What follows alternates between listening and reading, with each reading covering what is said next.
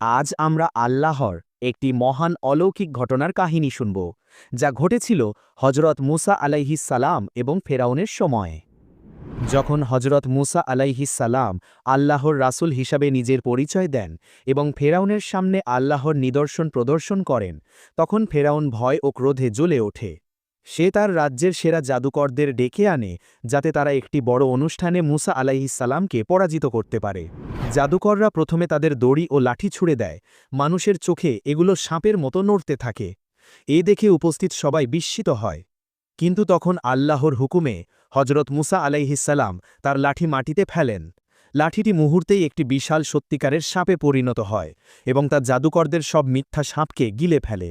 এই দৃশ্য দেখে জাদুকররা বুঝে ফেলে এটা কোনো জাদু নয়, বরং এটা আল্লাহর পক্ষ থেকে আসা এক সত্য অলৌকিকতা। তখনই তারা সিজদায় লুটিয়ে পড়ে ঘোষণা করে, আমরা বিশ্বাস স্থাপন করলাম মুসা ও হারুনের রবের প্রতি। এ দৃশ্য দেখে ফেরাউন ভীষণ ক্রুদ্ধ হয়। সে জাদুকরদের কঠিন শাস্তি দেওয়ার হুমকি দেয় এবং তাদের নির্মমভাবে হত্যা করে। কিন্তু তারা ঈমানের পথে অটল থাকে এবং শহীদ হয়। এভাবেই আল্লাহ তাআলা তাদেরকে দুনিয়ায় ঈমানের মর্যাদা ও আখিরাতে শহীদের উচ্চ মর্যাদা দান করেন।